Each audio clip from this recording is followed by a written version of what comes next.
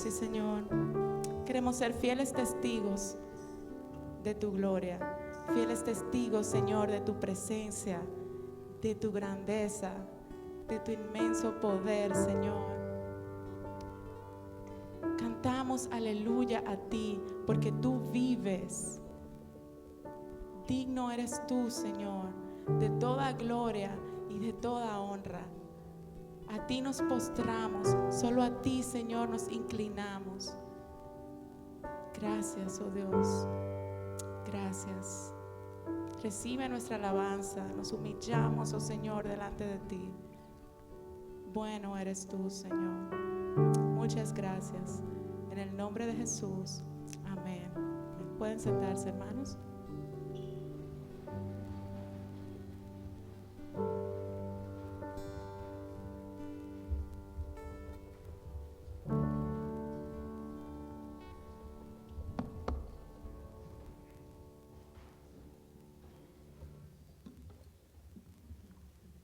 Buenos días, hermanos, que Dios los bendiga.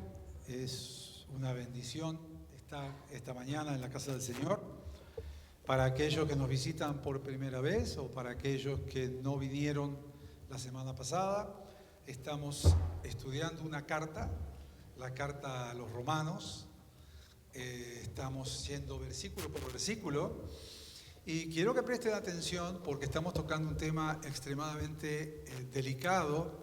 Estamos tocando un tema del juicio de Dios, entonces es un tema muy sensible, es un tema que a veces nos hace mover en nuestros bancos, pero es lo que dice la palabra del Señor, no es lo que dice el pastor Marcelo, así que prestemos atención y como es de costumbre, en nuestro servicio siempre repasamos los versículos anteriores. En el mensaje anterior dejamos a Pablo describiendo a los romanos el resultado del juicio de Dios, no solamente para los judíos que estaban bajo la ley, sino también para los que no estamos bajo la ley. Vamos a ver entonces los versículos de la semana pasada. Estamos en el capítulo 2 de Romanos y vimos los versículos 12 al 16. La palabra de Dios dice así: porque todos los que sin ley han pecado, sin ley también perecerán. Y todos los que bajo la ley han pecado, por la ley serán juzgados. Porque no son los oidores de la ley los justos ante Dios, sino los hacedores de la ley serán justificados. Por cuando los gentiles que no tienen ley hacen por naturaleza lo que es de la ley, estos, aunque no tengan ley, son ley para sí mismos, mostrando la obra de la ley escrita en sus corazones, dando testimonio su conciencia y acusándolos o defendiéndolos sus razonamientos, en el día en que Dios juzgará por Jesucristo los secretos de los hombres conforme a mi evangelio.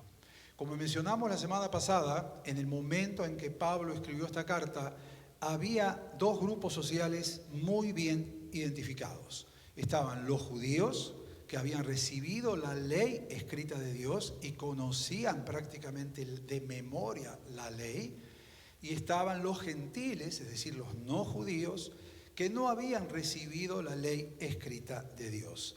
Pero para tener una identificación, esa es la parte última del versículo. Bueno, ¿quiénes eran entonces? Si nosotros los llevamos a nuestros días, al día de hoy, vamos a decir que los que recibieron la ley son los judíos, que por supuesto conocen la ley de Moisés, y nosotros que tenemos la revelación completa, es decir, el Antiguo Testamento y el Nuevo Testamento, y que hemos sido expuestos a la ley de Moisés y a la ley de Cristo. ¿Se entiende? Ahora, estos son los que no recibieron la ley, los que recibieron la ley. Los que no recibieron la ley, fíjense que son aquellos que Pablo describió en el capítulo 1, es decir, son aquellos que Dios se les reveló de distintas maneras, pero también ellos rechazaron a Dios y dejaron que sus pasiones desordenadas guiaran sus vidas. También dentro de este grupo están los creyentes, yo puse entre comillas, es decir, aquellos que dicen creer en Dios, pero no buscan conocer a Dios. Los que creen o se creen que son muy buenas personas y que no necesitan venir a la iglesia, no necesitan leer la palabra. Y también dentro de esta categoría están los que nunca han escuchado el Evangelio de Jesucristo. Ahora bien, si nosotros ponemos en nuestras palabras las palabras de Pablo, en el versículo 12 dice que básicamente todos los que no conocieron la ley escrita de Dios, es decir, el grupo que mencionamos anteriormente, van a ser juzgados, pero también condenados a muerte. Y todos los que están bajo la ley van a ser juzgados de acuerdo a la ley escrita de Dios. Ahora, ¿qué significa esto? Usted me puede decir, pastor, esto suena injusto. Una persona que no ha sido expuesta a la ley de Dios, una persona que por algún motivo no ha leído la palabra de Dios, una persona que no ha sido expuesta a la palabra escrita de Dios va a ser condenado a muerte si esa persona no pudo conocer a Dios. Bueno, básicamente no va a tener excusa en el día del juicio final, porque fíjense, esto no está lo que les voy a decir, en el Salmo 19 está muy claro cuando Dios dice: los cielos cuentan la gloria de Dios y el firmamento anuncia la obra de sus manos. Es decir, toda persona tiene conocimiento que hay un Dios existente, que hay algo superior que está en control. Toda persona. Ahora fíjense que también Dios, en su amor por su creación suprema, que es el hombre, Dios se ocupó de poner su ley moral en el corazón del hombre. ¿Qué significa esto? Desde que Adán y Eva pecaron, fíjense lo que Dios dijo: he aquí el hombre es como uno de nosotros, sabiendo el bien y el mal. ¿Qué significa esto? Hermanos, toda persona, aunque no tenga a Cristo en su corazón, toda persona, aunque no haya leído la palabra de Dios y haber sido expuesto a la palabra de Dios, sabe y entiende y diferencia entre el bien y el mal. ¿Por qué? Porque en su corazón está la ley moral de Dios. Es decir, que cuando Dios lo juzgue, no tendrá excusa. Pablo lo aclara muy bien en Romanos 2, 14 al 15. Fíjense que es: porque cuando los gentiles, es decir, los no judíos, que no tienen ley, hacen por naturaleza lo que es de la ley, estos, aunque no tengan ley, son ley para sí mismos, mostrando la obra de la ley escrita, ¿dónde? En sus corazones, esa ley moral que puso Dios, dando testimonio su conciencia y acusándolos o defendiéndolos en sus propios razonamientos. ¡Wow! Yo he conocido personas no cristianas que han violado la ley moral de Dios, han venido a mi persona sabiendo que soy pastor, arrepentidos, hablemos de un adulterio, hablemos de un robo, y han venido con cabizbajos a decirme: mi conciencia me está confrontando que lo que hice estuvo mal. Y eso es básicamente lo que Pablo está diciendo, que sus propias conciencias los acusan, sus propias conciencias a veces hasta los defienden. Y esas personas que no conocen a Dios, por supuesto el arrepentimiento dura muy poco, porque al no conocer ni temer de Dios, al tiempo siguen otra vez en el mismo pecado. Pero otra vez, cuando Dios nos juzgue, Dios no nos va a juzgar por la ley del mundo, sino que Dios nos va a juzgar por su ley justa y santa. Por eso nadie, absolutamente nadie, va a tener excusa. Ahora, ¿qué pasa con el otro grupo, ese grupo de judíos que vivían bajo la ley, y hoy ese grupo de judíos vive bajo la ley? Es decir, ellos se apoyan en la ley de Moisés, en las 613 leyes, pero no tienen a Cristo Jesús. La palabra fue bien clara a decirnos que ellos serán juzgados por la ley. Entonces, pastor, acláreme esto. ¿Un judío que no tiene a Cristo Jesús es salvo por la ley? Bueno, vamos a ver qué dice la palabra, no lo que dice el pastor. Fíjense que el apóstol Pablo, un poquito más adelante, en el capítulo 3, que ya lo vamos a ver la semana que viene, dice que por las obras de la ley ningún ser humano será justificado delante de Dios, ya que por medio de la ley es el conocimiento del pecado.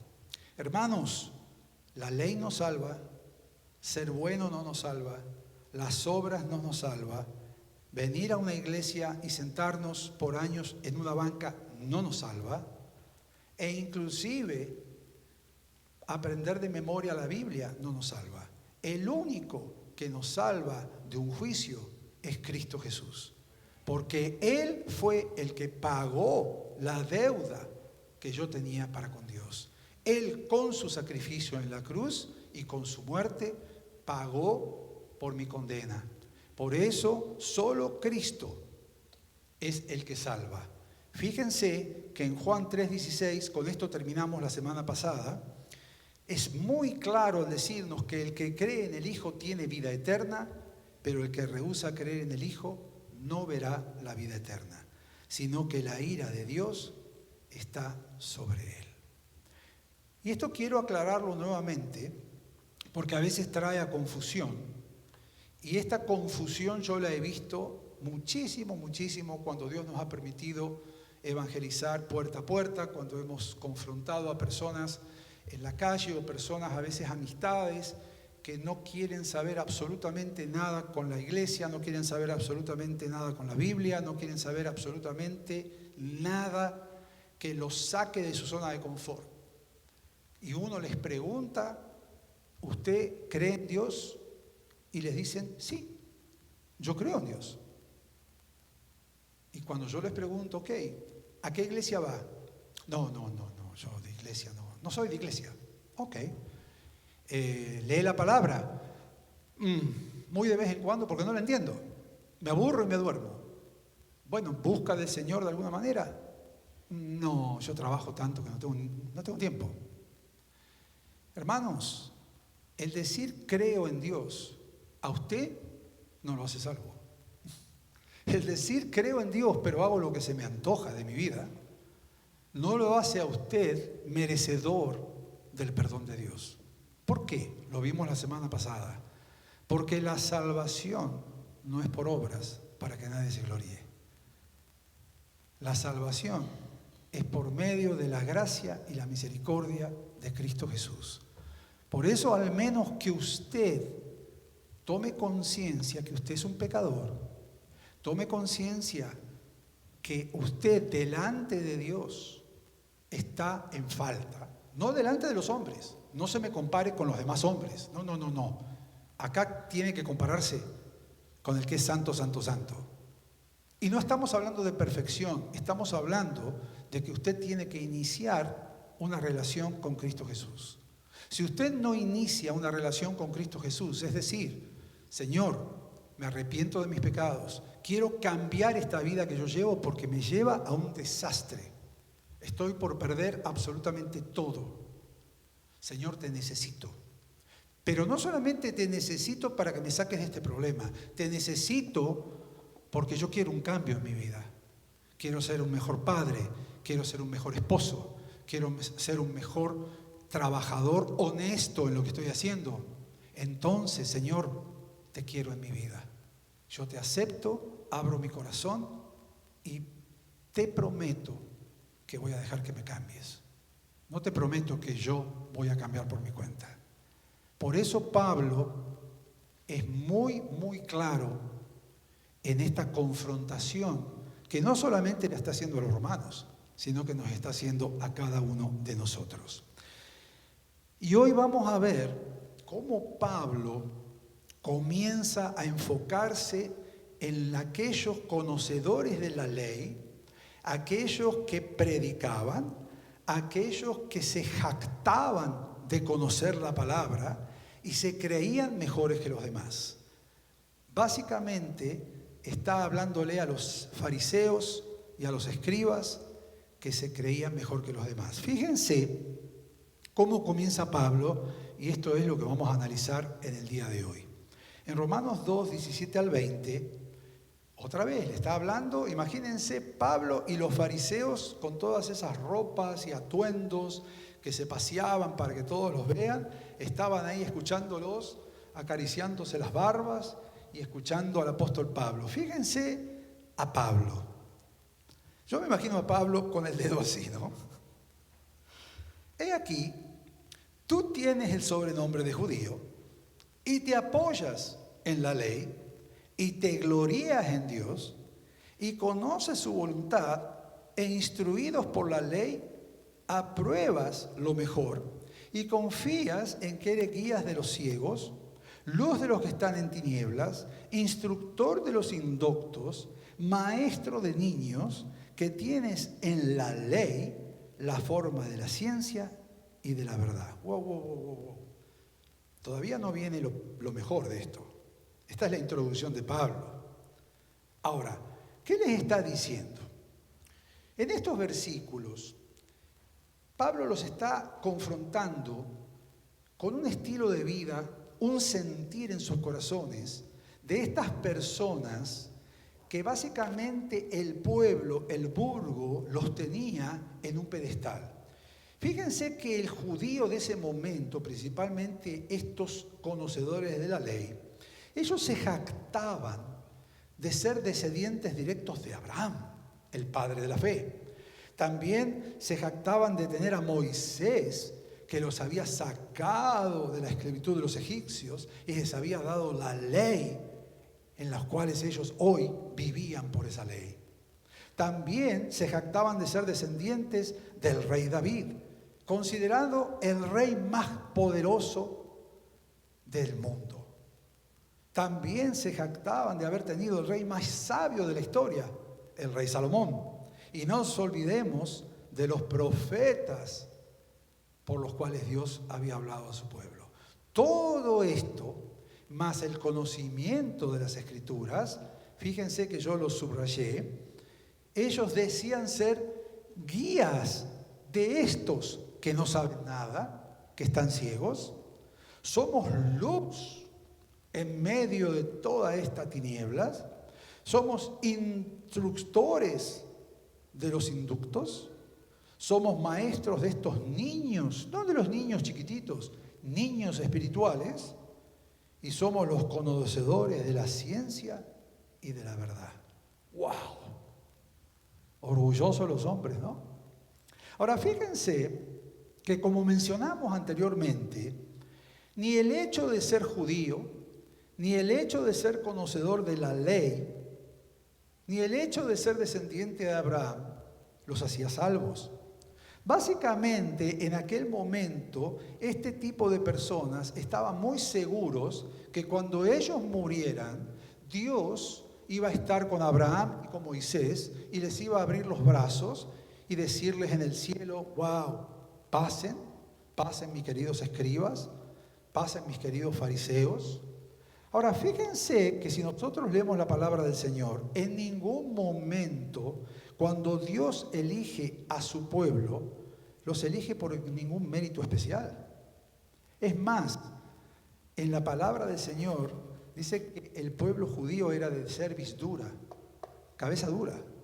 Por eso los elige el Señor, cabeza dura. Y fíjense que en ningún momento en la Escritura dice Dios: yo los he elegido para que ustedes sean salvos. No, en ningún momento. Dice: yo los he elegido como mi pueblo santo, pero no santo de perfectos, apartados para mí. Ustedes son en mi pueblo apartado del resto de los pueblos incircuncisos que no me adoran. Por eso yo quiero que ustedes sean mi pueblo. Yo los voy a instruir. Yo les voy a decir lo que está bien y lo que está mal.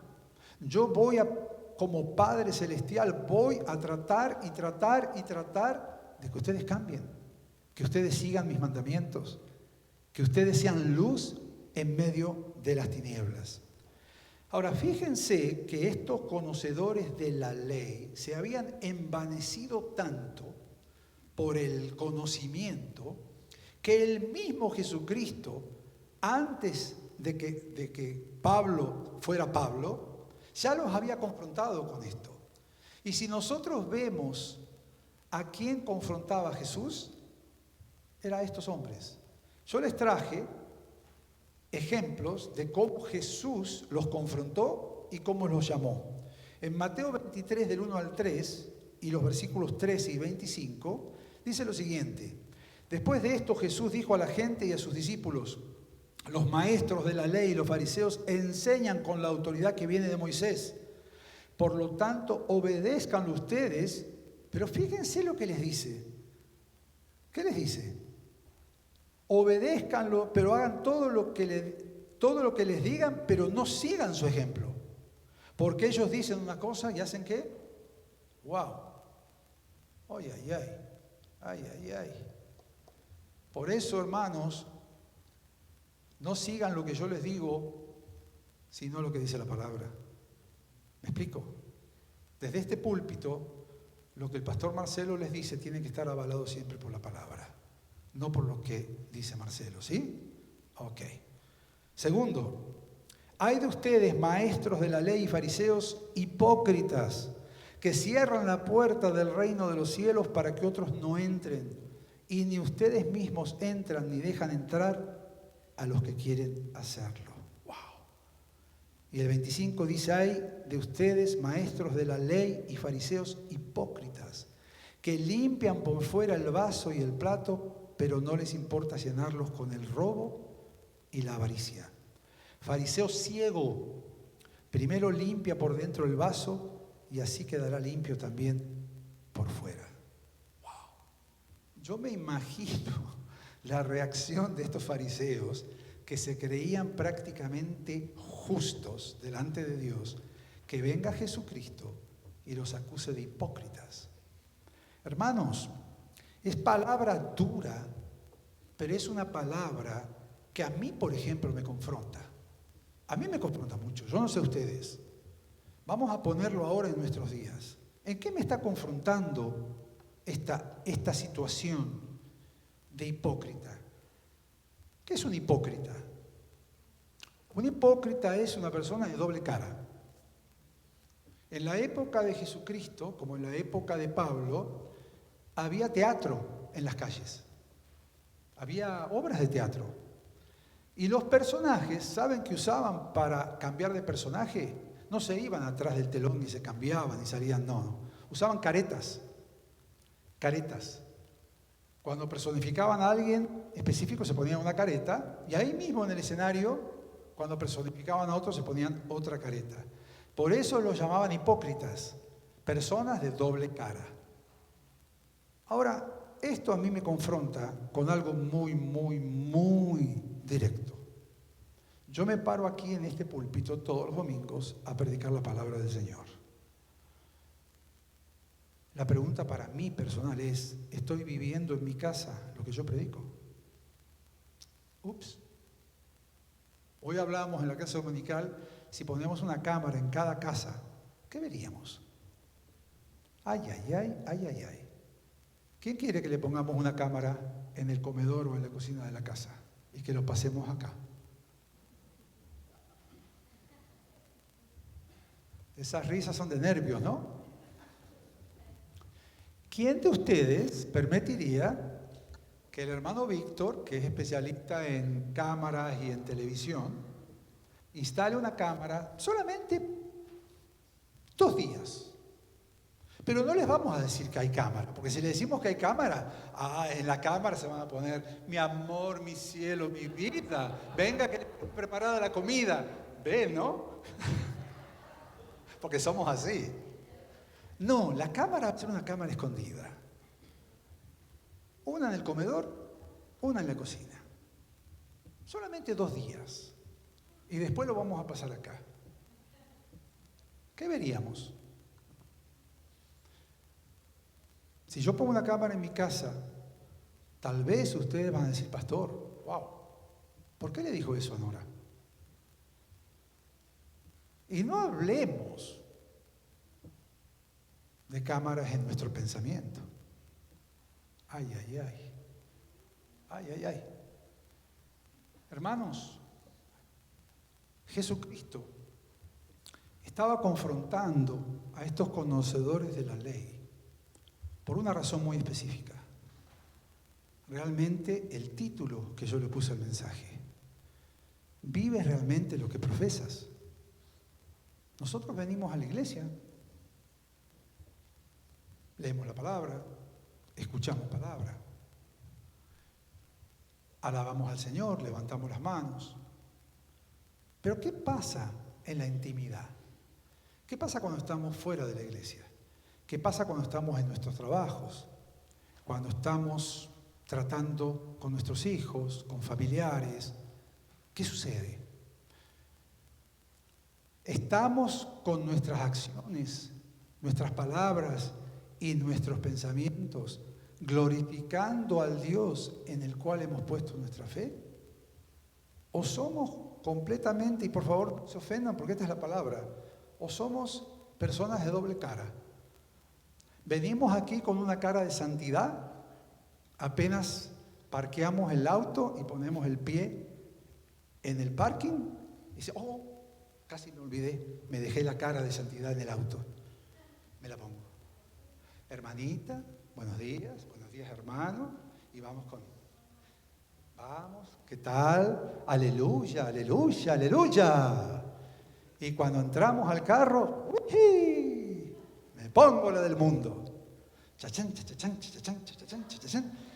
A ver, una bachatita y esto y el otro, y un traguito, y llamo a mis amigotes, y qué les parece si esta noche nos vamos de parranda, y ya está, total, ya para el domingo soy otra persona, pero durante la semana,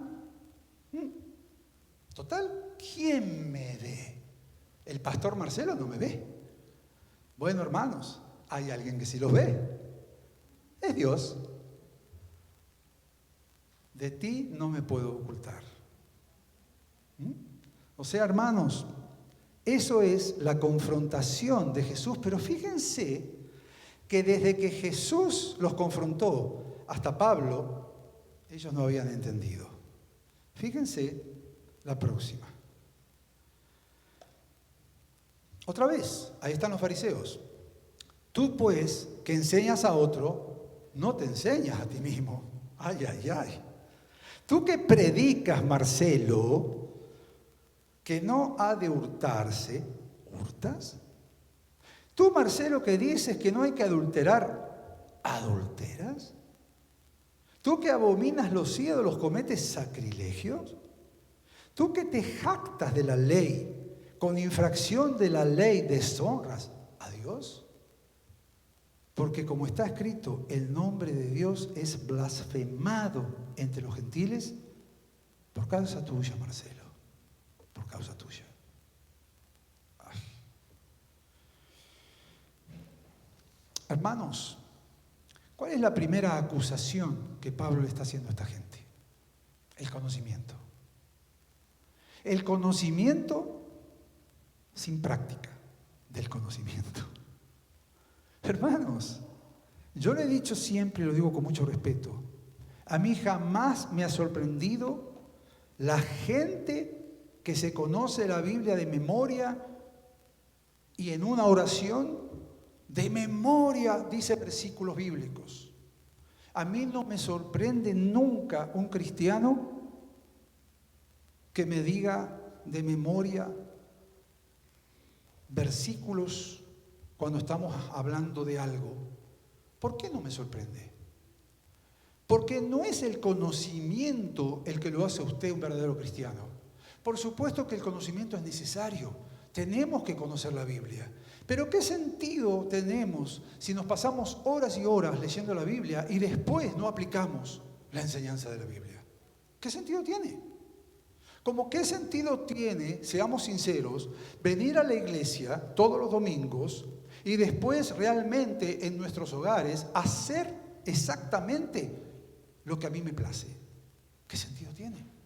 Por eso Pablo les dice, ustedes son muy buenos maestros. Ustedes se paran en las sinagogas y enseñan la palabra, pero ¡wow! Que la gente se queda con la boca abierta. ¡Qué conocimiento que tienen de la palabra! ¡Impresionante!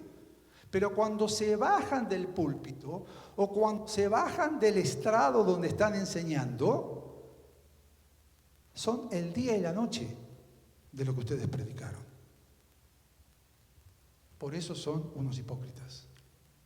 Y por eso ustedes, cuando estén frente a Dios por el juicio, Dios no les va a decir a ustedes, wow, qué contento que estoy y qué orgulloso de ustedes que se conocían la ley al pie de la letra. No, por la ley serán juzgados. Y como la ley no salva, el que salva es Cristo, serán condenados a muerte. La segunda acusación que Pablo hace, yo traje un versículo de Miqueas, no lo puse, bueno, no importa, sigamos entonces. La segunda confrontación que Pablo les hace es, tú que predicas que no has de hurtar, ¿hurtas? ¿Robas? Cuando uno lee los estudiosos de la palabra del Señor, todo apunta, en cuanto a esta acusación, a que estos grandes conocedores de la ley estaban siempre a cargo del templo de adoración, del templo en Jerusalén. Es decir, muchos de ellos inclusive vivían dentro del templo. ¿Qué sucedía en el templo? Yo no sé si ustedes se acuerdan cuando Jesucristo en 2 oportunidades le pega patadas a la mesa de los cambistas y los echa de ahí. ¿Por qué hizo eso? Porque estaban robando. ¿En qué robaban estos cambistas?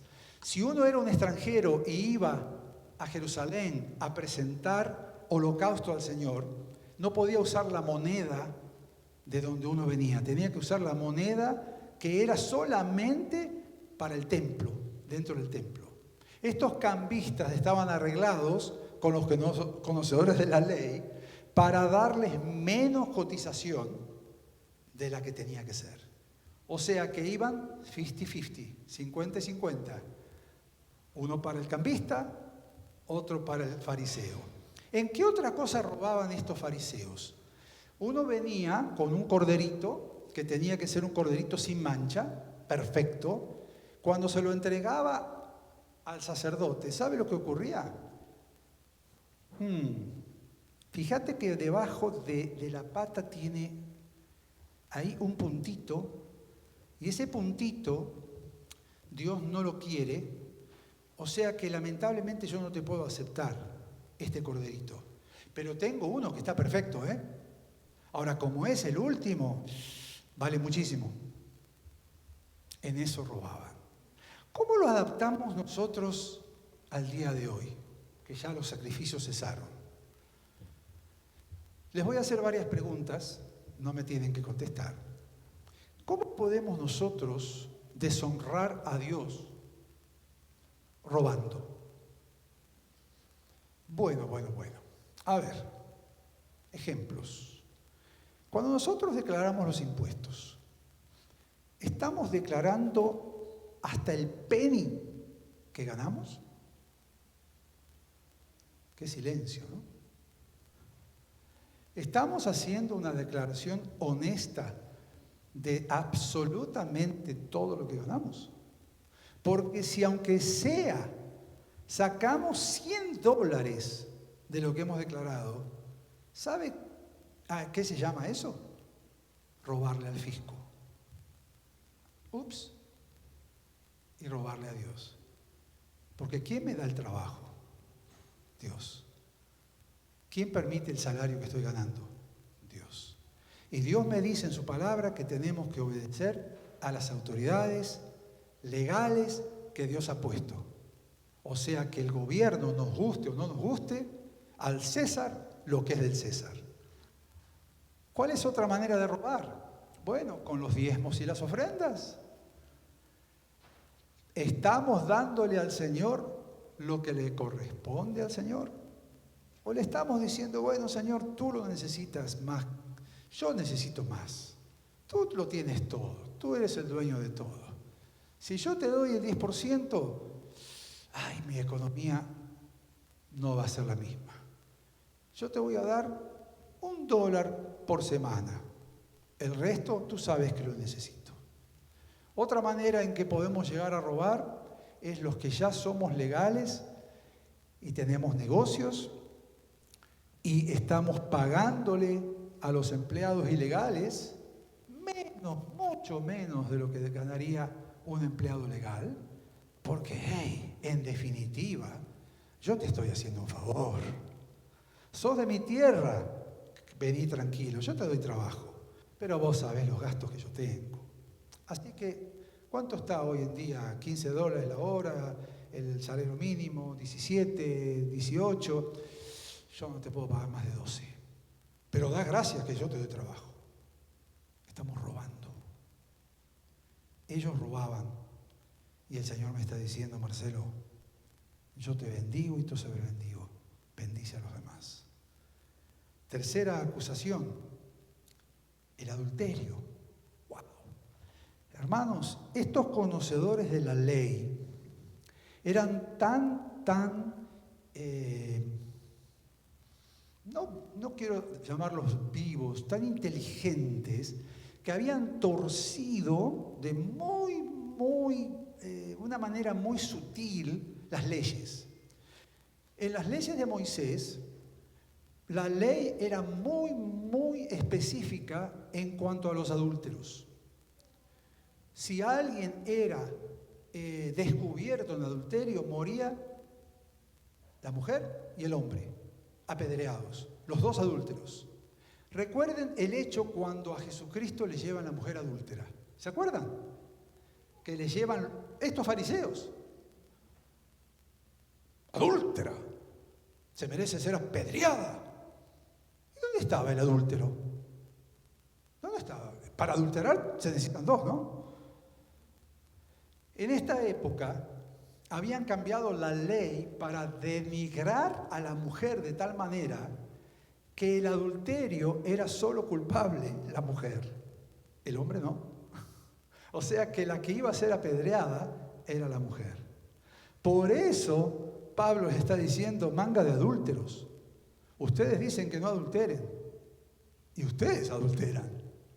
Fariseos que se jactan de ser justos. Y por último, fíjense que los acusa con sacrilegio. En aquella época había también muchos templos paganos. Estaba el templo de Jerusalén, el templo de adoración a Dios, pero había templos paganos. Estos fariseos, seduceos y escribas eran tan celosos de la ley que en muchas oportunidades iban a estos templos y los destruían completamente. ¿Pero qué hacían? ¿Saben lo que hacían? Cuando entraban a un templo y destruían todo, decían, ay, wow, mirá ese diamante tan hermoso, con esa figura tan hermosa. A ver, ¿quién la va a ver? Wow, fíjate esos vestidos. Estos son de los sacerdotes paganos. Pero fíjate la tela. Esta tela no la tenemos acá en Israel, ¿eh? Esta debe venir de otro lado. Para mi esposa. Es el aniversario. Una vez, hace unos años atrás, teníamos un estudio bíblico en una casa donde toda esta familia venía a la iglesia por años. Y bueno, nos reuníamos en un solo sitio, ahí teníamos el estudio bíblico, ¿no? Pero un día, la dueña de la casa me llama, me dice, pastor, necesitaría que venga a orar porque tengo este problema. Digo, bueno, vamos con mi esposa, vamos los dos, y vamos a otro cuarto, no el cuarto que hacíamos los estudios bíblicos. ¿Y saben lo primero que me sorprendió de esta mujer cristiana? Un Buda con dinero en la parte de abajo del Buda. Y ella estaba muy preocupada porque le estaba pasando y lógico, quería oración, ¿no? Pero yo le digo, espera, hermana. Espera. No puedo orar. Sácame ese Buda, ese gordo de acá. ¿Qué hace ese gordo mirándome? No, eso es para la buena suerte, pastor. Dice, eso me ha traído mucho dinero. ¡Wow! Lógicamente que la oración se fue a otro tema. Y le digo, bueno, sentate ahí y vamos a leer la palabra. ¿Cómo se puede sentir Dios, mis queridos hermanos? Un Dios que es celoso, que nosotros tengamos imágenes de otras cosas, dejemos de lado a Buda, imágenes de otras cosas. Voy a tocar y les voy a decir un tema muy delicado, que tengamos estampitas de santos. Y no se me ofendan, porque es así. Yo también una vez fui a una casa, personas cristianas, personas que adoraban a Dios, y tenían la estampita del santo tal, del santo tal, del santo tal y del santo tal. Y cuando yo los confronté, me dice, bueno, ¿qué hay de malo en una estampita? Yo no adoro la estampita. Ah, no la adoras. Pero ¿sabes lo que estás haciendo con esa estampita? Estás confiando en que esa estampita, con la figura que está ahí, va a proveerte lo que tú estás pidiendo, y con eso estás deshonrando el poder, la santidad y la justicia de Dios. Esto es lo que Pablo nos está diciendo. Ahora, ¿qué sucede? Y con esto terminamos. ¿Qué sucede cuando nosotros, con nuestra actitud personal, deshonramos a Dios? Antes de leer el versículo que vamos a leer, piensen en esto. Cuando ustedes se identifican como cristianos, con familias, con amistades, saben que vienen a la iglesia, saben que tenemos el título de cristianos, pero hacemos completamente lo diferente a lo que profesamos. O sea, no somos ejemplo. No ven en ellos un cambio. En nosotros ellos no ven un cambio. ¿Qué sucede? ¿A quién estamos deshonrando? Fíjense lo que nos dice Pablo. Ok, vamos a lo último. Estoy siendo un poco más... vamos a ver. Estoy buscando... el 24, perdón, ahí está, miren. Versículo 24, presten atención. ¿A quién deshonramos? Porque como está escrito, el nombre de Dios es blasfemado entre los gentiles por causa de ¿quién? Hermanos, hoy lo estábamos hablando en la escuela dominical del tema de los hijos. Estábamos tocando el tema de los hijos. Y tocamos un tema muy importante. Tocamos el tema de que como padres nuestros hijos vean a papá y a mamá que cumplen lo que ellos profesan. Es decir, los traemos a la iglesia, los niños van a la escuela dominical, ven a papá y a mamá en un servicio, ven a papá y a mamá alabando a Dios, pero después en casa ven completamente lo distinto. La pregunta que nos hicimos en la escuela dominical fue muy sencilla. ¿Esos niños cuando crezcan van a querer venir a la iglesia? ¿Qué piensan ustedes? No. ¿Por qué van a querer venir a la iglesia? Si no hay un cambio en papá y mamá, si ellos se siguen peleando, si ellos se siguen discutiendo, si ellos se siguen matando, ¿por qué yo voy a ir a la iglesia? Por eso el apóstol Pablo me está confrontando a mí con una realidad muy importante. Otra vez, el título del mensaje: ¿estamos viviendo lo que estamos predicando o lo que estamos profesando? Estamos siendo luz en medio de las tinieblas, y eso es lo que yo les digo siempre al final del servicio: seamos luz en medio de las tinieblas. Hermanos, ser cristiano no es venir a una iglesia. Ser cristiano no es conocerse la Biblia desde el Génesis hasta el Apocalipsis de memoria. Ser cristiano no es considerarse más justo que los demás. Ser cristiano es un cambio de vida. Ser cristiano comienza un cambio de adentro hacia afuera, con el corazón nuestro, para que por fuera entonces mostremos a Cristo Jesús. No es un cambio de título, soy cristiano y ya está, creo y ya está. No, el mundo que está allá afuera tiene que ver que nosotros somos distintos, que nosotros con nuestras vidas, si bien no van a ser perfectas porque no somos perfectos, pero sí va a ser una vida dedicada a Dios, una vida dedicada a mostrar a Cristo Jesús en mí, una vida, hermanos, donde vamos a tratar y tratar y tratar de hacer las cosas de acuerdo a lo que dice la palabra de Dios. Sino, ¿qué sentido tiene, mis queridos hermanos, que estemos aquí todos los domingos? Cerramos con lo siguiente. El próximo, en Juan 17, 14 al 19, está hablando Jesucristo y es una oración que le está haciendo a su Padre Celestial, a Dios. Yo les he dado tu palabra, está hablando de los discípulos. Ustedes son los discípulos, ¿ok? Ustedes. Jesús les está hablando a ustedes. Yo les he dado tu palabra, Señor. El mundo, lo que está allá afuera, los aborrece. ¿Por qué? Porque ustedes ya no son del mundo, son un pueblo elegido. Como tampoco yo soy del mundo, dice Jesús. No ruego que los quites del mundo, sino que los guardes del mal. Ahí fuera, todo lo que está ahí afuera tiende y nos empuja a desobedecer a Dios. Santifícalos, ¿en qué? En tu palabra. La única manera, mis queridos hermanos, que nosotros vamos a cambiar es por medio de la palabra de Dios.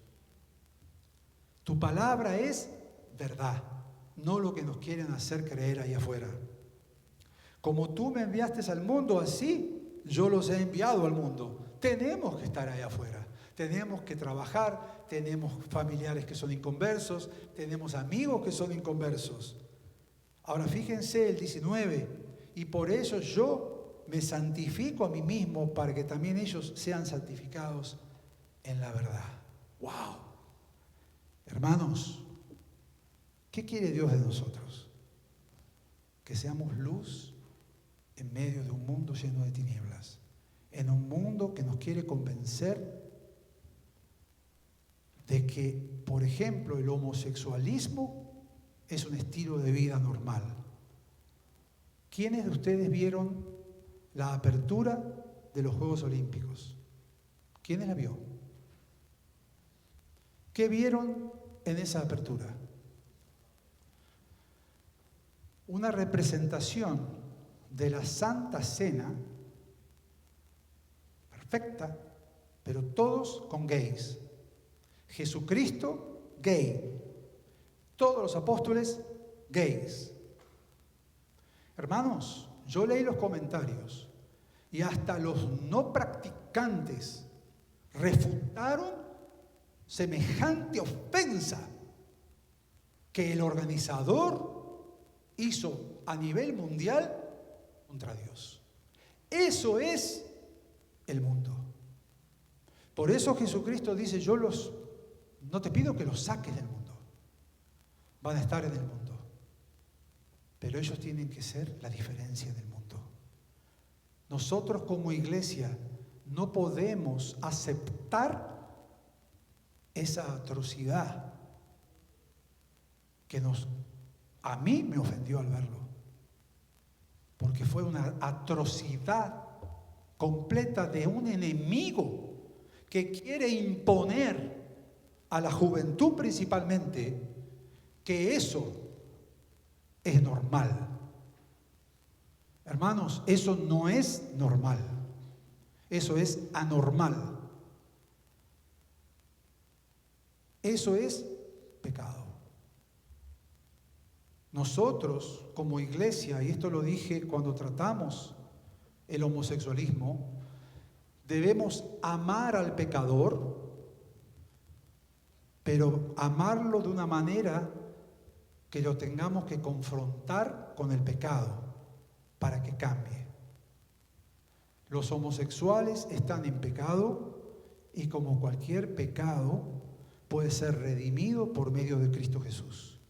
Ellos también necesitan a Cristo Jesús. Pero nosotros no podemos aceptar la vida y el estilo de vida que ellos quieren imponer como algo que es y que viene de Dios. Oremos. Señor, te damos gracias, Padre, por tu palabra que es viva y eficaz. Te damos gracias, Señor, porque hoy nos has confrontado con vivir lo que predicamos, lo que profesamos. No tener doble cara. Honrarte y alabarte, no solamente dentro de la iglesia, sino también fuera de la iglesia, con mis pensamientos, con mis labios, con mis acciones. Y eso es lo que tú quieres de mí, Señor. Que seamos apartados para ti. Que nos vean a nosotros, Señor, y aquel que no te conoce quiera conocerte, porque está viendo en mí un cambio, está viendo un Marcelo diferente, está viendo un Marcelo que está aplicando tu amor, tu misericordia, tu paz, tu justicia. Y eso es lo que tú quieres de nosotros, que seamos luz en medio de las tinieblas. En Cristo Jesús oramos con acción de gracias. Amén y amén. Damos gracias al Señor porque la palabra del Señor cada día nos confrontan con nosotros mismos. Agradecemos al Señor por tener la manera de que el pastor predique positivamente y cada mensaje va cayendo en un espacio de nuestras vidas y cada día somos edificados con su palabra. Amén. Vamos con los anuncios. Bienvenido a todas las personas que están aquí por primera vez. Si alguien nos visita por primera vez, puede ponerse de pies y darnos su nombre para así. Hermana aquí, su nombre. Amén. ¿De dónde viene? Dominicana. De aquí. ¿De dónde eres? Amén. Bienvenida a la casa del Señor. Allá tenemos una familia que nos visita.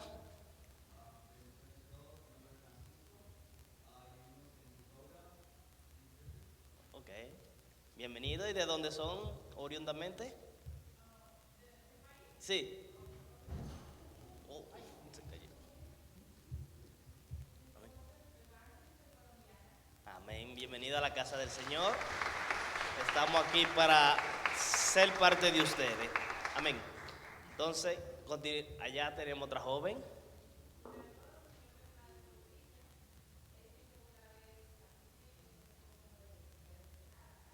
Amén. Amén. Bendiciones. Entonces, no hay nadie más. Continuamos con los anuncios. Amén. Hoy, después del servicio, tenemos bautismo en la otra iglesia que a mí se me hace un poco pronunciar el nombre. Pero, ajá, un poquito se me hace difícil. Sí, ahí está. Están todos bienvenidos. Tenemos después de los bautismos, tenemos un pequeño compartir, un picnic. Creo que tenemos un autobús o vamos en un vehículo propio. Vamos en vehículos propios. Amén. El siguiente, reunión de jóvenes cada sábado a las 7 de la noche. Están todos los jóvenes invitados. Es muy bueno. Estuvimos aquí la semana pasada y fue edificante para nosotros también, que ya estamos dejando la juventud. Estudio bíblico reiniciamos el 14 de agosto. Hemos tenido una pausa de verano, pero nos gustaría que cuando comencemos sigamos lo que estábamos o que crezcamos más, porque en verdad los estudios llenan un espacio de nuestra vida. Mi esposa está un poco difícil sin poder venir a la iglesia. no hacen falta los estudios, pero retomamos el 14 de agosto. Tenemos una persona invitada de la iglesia de la IBI, que cuando reiniciemos, él será el que va a estar ese día con nosotros. Amén. Siguiente. Día de la playa, 18 de agosto. En caso de lluvia se pospone para el día 25. Eso será después del servicio. Ahí sí está el transporte de la iglesia disponible. Y que no pueda, si no cabemos todo en el transporte, lo que no puedan, algunos hermanos están dispuestos a que se dé un espacio en su vehículo para que podamos ir todo lo que podamos. Amén. Siguiente.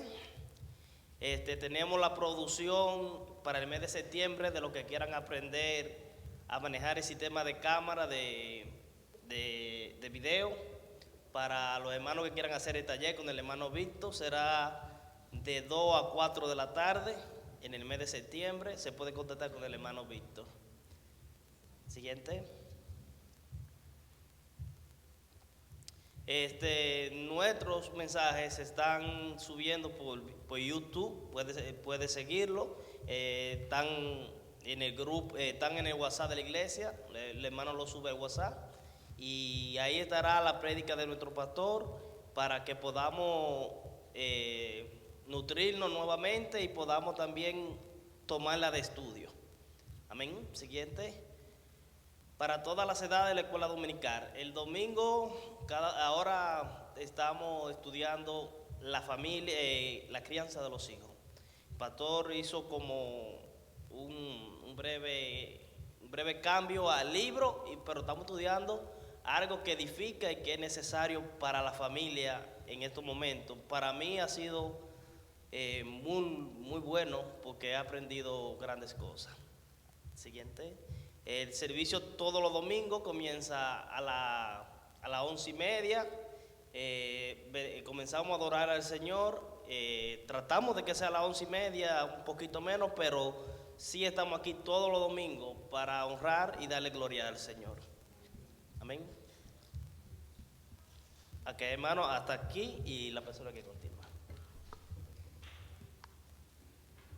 Amén. Vamos a estar sobre nuestros pies y vamos a despedirnos alabando al Señor, celebrando la libertad que tenemos en Él. Amén.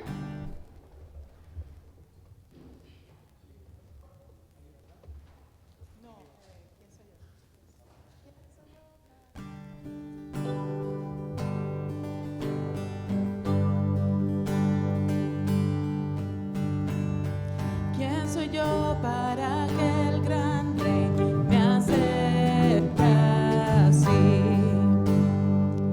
Me encontró en mi perdición su amor por mí, oh su amor por mí.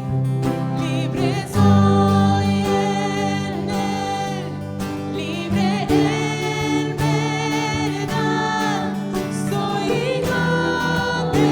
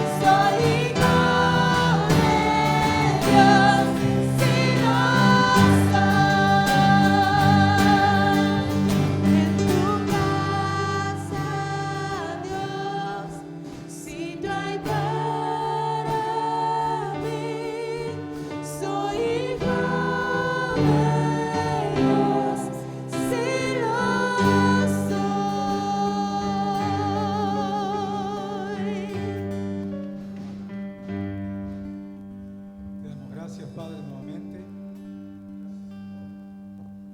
por tu amor, tu misericordia, y te pedimos, como todos los domingos, que seamos luz en medio de las tinieblas. Los esperamos a los que podemos estar en los bautismos. Estamos muy felices y agradecidos al Señor, que son los primeros bautismos que vamos a tener en esta iglesia. Y antes de irnos, rapidito, vamos a cantar el cumpleaños feliz a Carla. Así que bien rapidito. A ver. Yo no voy a cantar, pero... ¿Lo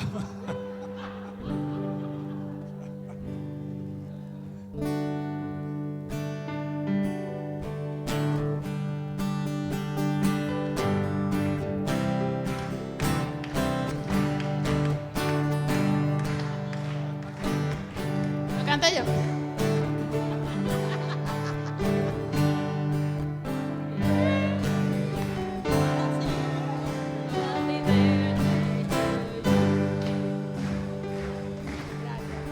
Gracias. Que Dios los bendiga.